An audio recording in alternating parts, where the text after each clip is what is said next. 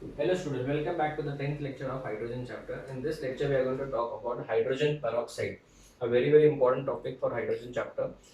Now in this lecture we are going to talk about how hydrogen peroxide is prepared and its physical properties. In the next video we will see the chemical properties. This is very important because in that lecture we are going to see oxidizing and reducing properties of H2O2 and then dihydrogen as a fuel. Okay? So see, if we talk about hydrogen peroxide, it was discovered by Mr. Dinard. Okay. And second important thing, it is also known as oxygenated water. इसको oxygenated water भी बोलते हैं because अगर आप ध्यान से देखो तो what is the formula of water? It is H2O. उसमें एक oxygen और add कर दिया तो it is oxygenated water. Now, if I talk about methods of preparation में बच्चों we'll see the first one, that is laboratory method. ठीक है? In the laboratory method, the first method is from barium peroxide. So A, from hydrated barium peroxide. Hydrated barium peroxide. Now see, what is the reaction? BaO2 dot 8H2O, it is hydrated barium peroxide. जब इसका reaction किया जाता है H2SO4 के साथ, then it gives you BaSO4 plus 8H2O, BaSO4 plus 8H2O plus what is left now H2O2. So this is the method by which we can prepare H2O2. Now यहाँ पे hydrated लेने का reason क्या, अगर आप anhydrous लेते हो तो BaSO4 जो है वो BaO2 के ऊपर ही लेयर बना देता है. ये जो BaO2 है इसी के ऊपर BaSO4 का क्या बन जाएगा, लेयर बन जाएगा और फर्दर रिएक्शन नहीं हो पाएगी. इस वजह से भी take hydrated BaSO4. Now students, second method is very important. It is known as MOX process. Very important as it is a name reaction. MOX process. Now what we do in MOX process? Very simple reaction. It is Na2O2 plus H2SO4, sodium peroxide. When reacts with H2SO4, it gives, this is Na2 and this is SO4. So this is Na2SO4 plus what is left behind is H2O2. So this is hydrogen peroxide. So this is your MOX process, very important as it's a name reaction. Okay? Now the third method is from barium peroxide and H3PO4, which is known as phosphoric acid. Okay? Now see, when we react barium peroxide with H3PO4, it gives you, what is the valence of barium students? It is 2 and phosphoric का valency 3 होता है. So it is Ba3PO4 twice. मैं balance नहीं कर रहा हूँ and you'll get what, H2O2. ठीक है? तो आपको हाइड्रोजन पेरोक्साइड मिल गया, पर फिर भी हम लोग क्या करते हैं, इसके अंदर H2SO4 ऐड करते हैं ताकि हमको वापस से क्या मिल जाए, BaSO4 मिल जाए और यहाँ पे फॉस्फोरिक एसिड मिल जाए आपको. ये जो फॉस्फोरिक एसिड होता है basically it act as an inhibitor. ये किसका काम करता है, याद रखना, इट एक्ट एज इनहिबिटर. ये आपको सरफेस केमिस्ट्री में सिखाया था. Inhibitor for decomposition of H2O2. तो ये H2O2 को डीकंपोज होने नहीं देता है. So that is the reason we use यहाँ पे H2SO4 ताकि आपको वापस H3PO4 रीजनरेट करके मिल जाए. ठीक है? आप ग्लिसरॉल भी यूज कर सकते हो, इसके जगह पे आप H3PO4 भी यूज कर सकते हो. वो इनहिबिटर का काम करता है, मैं आगे आपको बताऊंगा. सो बेसिकली लेबोरेटरी मेथड में आपने कितने मेथड्स पढ़ लिए, 3. One is from hydrated barium peroxide, second is MOX process which uses sodium peroxide as a reactant, and third one is from barium peroxide and H3PO4. और H3PO4 को regenerate करने के लिए what we use, sulphuric acid, because ये H3PO4 यहाँ पे किसका काम करता है, इनहिबिटर, और वो H2O2 को ब्रेक होने नहीं देता है. ठीक है? Let's move to the next one, that is number 2, commercial method और industrial methods. Very important, industrial methods. Now see, the first method is from 2-ethyl anthraquinol. 2-ethyl anthraquinol. 2-ethyl anthraquinol के oxidation से भी हम लोग H2O2 बना सकते हैं. Now what is the meaning of anthraquinol? सबसे पहली बात तो एंथ्रासिन सबको पता है. एंथ्रासिन क्या होता है, दो बेंजीन, एक रिंग होता है तो उसको बेंजीन बोलेंगे. ठीक है? एरोमेटिक में दो रिंग होगा, दो फ्यूज रिंग होगा तो उसको नैफ्थलीन बोलते हैं, एंड 3 होंगे तो उसको एंथ्रासिन बोलते हैं. This is position number 1 and this is 2. सो यहाँ पे इथाइल ग्रुप जोड़ दिया गया है और यहाँ पे क्विनॉल बोला हुआ है. क्विनॉल मतलब ऑपोजिट साइड में OH होना चाहिए, एकदम ऑपोजिट में। सो इसका नाम क्या हो जाएगा बच्चों, इसका नाम है 2 ethyl anthraquinol. This compound is known as 2 ethyl anthraquinol. अगर मैं इसका रिएक्शन कर दूं O2 के साथ, ठीक है, तो यहाँ से एक H, यहाँ से एक H और यहाँ से O2, it will give you H2O2, but यहाँ पे O बच जाएगा तो O यहाँ पे डबल बॉन्ड बनाएगा, तो ये क्विनॉल से क्विनॉन बन जाएगा। यहाँ पे देखिएगा, ये क्विनॉल से क्विनॉन बन जाएगा, ठीक है। यहाँ पे थोड़ा सा जगह बच जाते हैं, देखिए ये है आपका एंथ्राक्विनोन नाउ। यहाँ पे कौन सा ग्रुप जुड़ा हुआ है, इथाइल ग्रुप, राइट। तो यहाँ पे डबल बॉन्ड O हो जाएगा, डबल बॉन्ड O हो जाएगा, right, and along with this will get what, H2O2, hydrogen peroxide. अगर मैं इसके अंदर वापस से O2 H2 गैस पास करूँ तो ये रिएक्शन रिवर्स हो जाएगा। So basically it is a dash process, cyclic process. आप इसको कौन सा प्रोसेस बोल सकते हो, साइक्लिक प्रोसेस बोल सकते हो, ठीक है। सो इस कंपाउंड का नाम क्या है, इसका नाम है 2 इथाइल एंथ्राक्विनोल की जगह पे अभी क्विनॉन आ जाएगा। नॉन क्यों, बिकॉज ये कीटोन हो गया, so it is anthraquinone.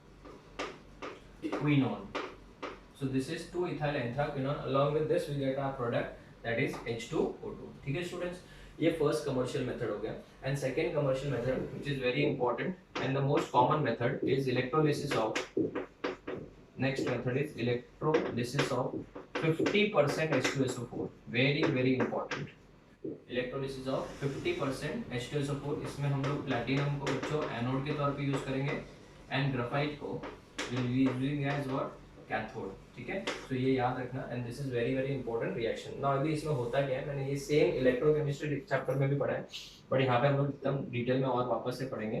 H2SO4 जो है ये डायबेसिक एसिड है, but students it first breaks up into what, H plus and HSO4 minus, ठीक है ना, H plus and HSO4 minus। अभी ये कटायन है, सो ये किसकी तरफ जाएगा, एट कैथोड, और कैथोड पे सबको रिएक्शन करते हैं। What is the reaction at cathode, it is, yes it is reduction, correct. So what is the reaction at cathode, it is H plus 2H plus 2 electron gives H2 gas। so what is the gas formed at cathode, it is H2 gas, but ये हमको H2 gas नहीं बनाना है, we are going to prepare H2O2। so let us study the reaction at anode, and what is the reaction at anode students, it is definitely, yes it is oxidation। अभी ध्यान से सुना, बहुत important है, ठीक है। HSO4 जो minus है, इसके दो रिएक्टेंट अगर हम लोग लेते हैं, ठीक है, तो ये बेटा आपका बनाएगा H2H2O8 by loss of how many electron, 2 electrons. इसने भी एक इलेक्ट्रॉन लूज किया, इसका जो दूसरा मॉलिक्यूल है उसने भी एक इलेक्ट्रॉन लूज किया, एंड इट फॉर्म्स H2H2O8। इसका नाम है बेटा मार्शल्स एसिड। क्या नाम है इसका, मार्शल्स एसिड, ठीक है। इसमें एक्चुअल में क्या होता है, दो सल्फ्यूरिक एसिड जॉइन हो जाते हैं, ठीक है। अगर आप इसका स्ट्रक्चर देखना चाहते हो तो इसका स्ट्रक्चर होता है ऐसा, HO H double bond O, यहाँ पे एक पेरोक्साइड लिंकेज होता है, this is your peroxide linkage, इसका नाम है मार्शल्स एसिड। अगर मैं मार्शल्स एसिड के अंदर स्टेप नंबर 2, अगर मैं मार्शल्स एसिड के अंदर वाटर ऐड करता हूँ तो इसका हाइड्रोलिसिस हो जाएगा ना। सबको पता है पेरोक्साइड लिंकेज वीक होता है, तो अगर मैं इसका हाइड्रोलिसिस करूँ तो यहाँ पे H आ जाएगा, यहाँ पे OH, वो आपके ऊपर डिपेंड करता है, आप यहाँ पे भी OH लिख सकते हो, यहाँ पे भी H लिख सकते हो। तो बेसिकली ये वाला जो फर्स्ट पार्ट है वो कन्वर्ट हो गया किसमें, H2SO4 में, जिसको आप क्या बोलते हो, सल्फ्यूरिक एसिड, एब्सोल्युटली करेक्ट। और ये जो सेकेंड वाला पार्ट बचा है स्टूडेंट, देखना ध्यान से, H2 है, S और O कितना है, 4 तो यहाँ से था, एक यहाँ से वाटर वाला O जो आया, इसका नाम है कैरोज एसिड। कौन सा एसिड, कैरोज एसिड। इसके अंदर भी पेरोक्साइड लिंकेज है। अभी अगर आप इसका स्ट्रक्चर देखते हो तो इसका स्ट्रक्चर होता है HOO, पेरोक्साइड लिंकेज आ गया, H डबल बॉन्ड O 2 बार, और यहाँ पे OH, तो यहाँ पे भी एक पेरोक्साइड लिंकेज आ गया। लेकिन अगर हम लोग कैरोज एसिड का फिर हाइड्रोलिसिस करते हैं लास्ट स्टेप में, प्लस H2O करते हैं, तो यहाँ पे जब वाटर ऐड होगा तो वाटर यहाँ पे पेरोक्साइड लिंकेज में ऐड होगा। तो जब पेरोक्साइड लिंकेज में ऐड होगा तो पेरोक्साइड लिंकेज में यहाँ पे क्या ऐड हो जाएगा, H ऐड हो जाएगा, यहाँ पे OH ऐड हो जाएगा। अभी आप बोलोगे सर हम लोग यहाँ पे H और यहाँ पे OH नहीं कर सकते। अगर आप करोगे तो वापस आपको कैरोज एसिड ही मिलेगा। देखो वापस से ट्राई करते हैं। यहाँ पे समझो आपने H डाला और यहाँ पे अगर आपने समझो OH डाल दिया तो आपको सेम वापस वही मिलेगा। देख लो, तो कुछ फायदा होने वाला नहीं है। So what we do is यहाँ पे OH और यहाँ पे H ऐड करेंगे। तो इससे देखो यहाँ पे ये वाला जो फर्स्ट पार्ट है वो कौन सा एसिड बन गया students? Yes it is H2HO2। ये कौन सा वाला पार्ट बन गया? एसिड नहीं, H2O2। H2O2 भी एक एसिड है, it is a weak dibasic acid, वो आगे हम लोग प्रॉपर्टीज में पढ़ेंगे। और प्लस साथ में क्या मिला हमको? H2SO4 which is known as sulfuric acid. So this is very important. These two methods are equally important और उसमें most common method of preparation of H2O2 is this one because यहाँ पे आपको H2O2 मिला है at the same time आपने H2 gas भी obtain किया है। तो this is by electrolysis of 50% what H2SO4। याद रखना फर्स्ट स्टेप में मार्शल एसिड बनता है, सेकंड स्टेप में कैरोज एसिड बनता है। दोनों में पेरोक्साइड लिंकेज और पेरोक्साइड लिंकेज का हाइड्रोलिसिस इजीली हो सकता है। ठीक है, तो आपको फाइनल स्टेप में प्रोडक्ट मिला H2O2। So basically we have studied laboratory methods of preparation and industrial method of preparation. Let's move to the next one, physical properties, because इसकी chemical properties को मैं एक अलग वीडियो बना के आपको दूंगा। वो बहुत इंपॉर्टेंट लेक्चर होगा क्योंकि इसमें ऑक्सीडाइजिंग एंड रिड्यूसिंग प्रॉपर्टी के ऊपर डिस्कशन करेंगे ना। ये फिजिकल प्रॉपर्टी तो जनरली हम लोग लेक्चर में बोलते हैं कि बच्चों आप पढ़ लेना क्योंकि बहुत ईजी है, बट फिर भी हम लोग यहाँ पे एक बार समझ लेते हैं। ठीक है, जो प्योर H2O2 होता है बेटा, it is a colourless, same as water, odourless, but इससे इसके अंदर H2O2 के अंदर हाइड्रोजन बॉन्डिंग वाटर के मुकाबले ज्यादा होती है। इसके लिए बेटा ये थोड़ा सा विस्कस होता है, इट्स अ विस्कस लिक्विड। अगर आप इसको टेस्ट करें, it is bitter in taste and it is harmful to skin. It is harmful to skin. So first point is pure H2O2 is colourless, odourless, it is bitter in taste, tasteless नहीं बोल सकते, bitter in taste, and at the same time it is harmful to skin and it is a viscous liquid because इसके अंदर hydrogen bonding yes water से ज्यादा होती है। तो इसका बॉइलिंग पॉइंट भी वाटर से क्या होना चाहिए? फिर ज्यादा होना चाहिए। नेक्स्ट पॉइंट, इम्प्योर H2O2 जो होता है इट इज ब्लूइश लिक्विड। तो अगर आपको कभी H2O2 का बॉटल दिख जाए उसके अंदर ब्लूइश कलर रहे तो इसका मतलब समझ जाइए कि वो क्या है, थोड़ा सा इम्प्योर है। H2O2 is highly soluble in water because of hydrogen bonding in all proportion due to what? Hydrogen bonding. Hydrogen bonding की वजह से बेटा it is highly soluble in water and there is the reason it is also soluble in alcohol and ether like organic solvents. ठीक है, now if I talk about boiling point of H2O2, it is more than boiling point of what? H2O. क्यों? because boiling point of H2O2 ज्यादा क्यों? क्योंकि इसके अंदर hydrogen bonding क्या होगी? ज्यादा होगी। तो अगर हाइड्रोजन बॉन्डिंग की बात करें तो हाइड्रोजन बॉन्डिंग इसमें ज्यादा है।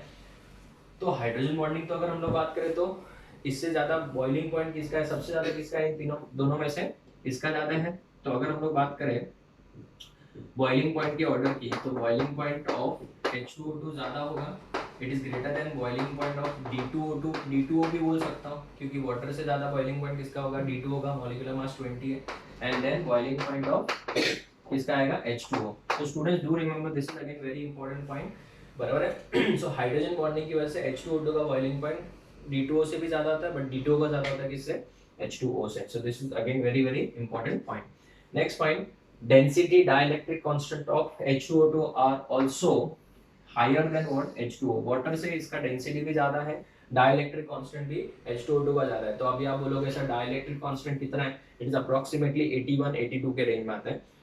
तो आप एक सवाल आता रहेगा sir why it is not used as a solvent? Very good question, ये एंट्रेंस में आ चुका है, but it is not used as a solvent. तो याद रखना H2O2 is not used as a solvent, भले इसका डाइलेक्ट्रिक कांस्टेंट हमेशा मतलब वाटर से क्या है? ज्यादा है, फिर भी इसको यूज नहीं कर सकते। इसका रीजन मैं आपको आगे वाले पॉइंट्स में बताऊंगा। ठीक है, but freezing point of H2O2 is less then H2O। तो फ्रीजिंग पॉइंट H2O2 का कम होता है, बट डाइलेक्ट्रिक कांस्टेंट डेंसिटी क्या होता है? ज्यादा होता है। बॉइलिंग पॉइंट तो हमने पहले से डिस्कस कर दिया है। H2O2 जो है वो वीक डायबेसिक एसिड होता है बच्चों, it's a weak dibasic acid. अगर आप 30% H2O2 लेते हो, 30% क्या बच्चों? H2O2, जिसको पर हाइड्रोल बोलते हैं,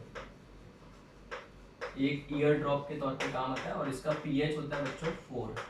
30% H2O2 is also known as per hydrol, remember very important MCQ question, and इसका pH होता है 4, ईयर ड्रॉप्स में काम आता है। ठीक है, फंगस को जो लोग स्विमिंग करते हैं तो वो पानी में ज्यादा टाइम रहने की वजह से उनके कान में क्या होता है? फंगस डेवलप होता है और इस वजह से ईयर ड्रॉप होता है जिससे वो फंगस मर जाता है। ठीक है ना, अगर हम लोग बात करें it has oxidising and reducing property also, at the same time bleaching property भी है। तो वो हम लोग अगले लेक्चर में अगले वीडियो में देखेंगे बिकॉज वो पूरा केमिकल प्रॉपर्टीज में आता है। ठीक है, H2O2 easily decomposes into H2O and O2, ये सबसे बड़ा ड्रॉबैक है। अगर आप H2O2 को बॉटल में रखते हो या ओपन कंटेनर में बाउल में रखते हो तो भी वो ऑटोमेटिकली उसमें से O2 निकल जाता है, because peroxide linkage less stable होता है, और वो बेटा किस में कन्वर्ट हो जाता है, H2O and O2 में, in the presence of light and temperature, मतलब हीट के प्रेजेंस में।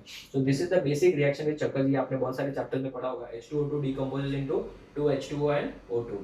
तो यहाँ पे एक सबसे बड़ा क्वेश्चन मार्क आ जाता है, इसको स्टोर कैसे किया जाता है, how to store H2O2 in bottles, right. इसको स्टोरेज कैसा होता है। तो सबसे पहली बात तो ये कि इसको ग्लास बॉटल्स में कभी स्टोर नहीं करते, इसमें स्टोर नहीं करते हैं, ग्लास बॉटल्स में कभी भी गलती से स्टोर नहीं करना है। सर क्यों, क्योंकि ग्लास बॉटल्स के अंदर एमसीक्यू क्वेश्चन याद रखना, इसके अंदर अल्कली मेटल्स होते हैं।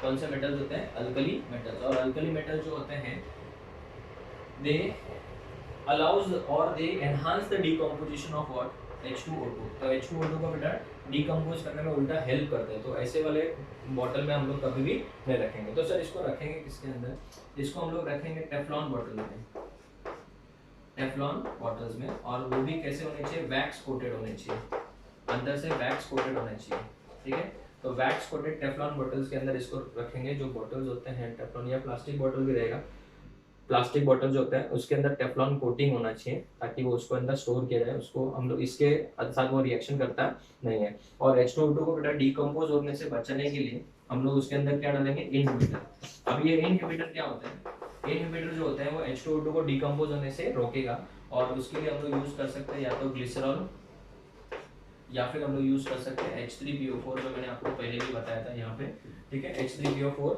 जो होता है वो एक इनहिबिटर होता है, और ये जो है वहाँ पे क्या करेगा, इसको ब्रेक होने से बचाएगा।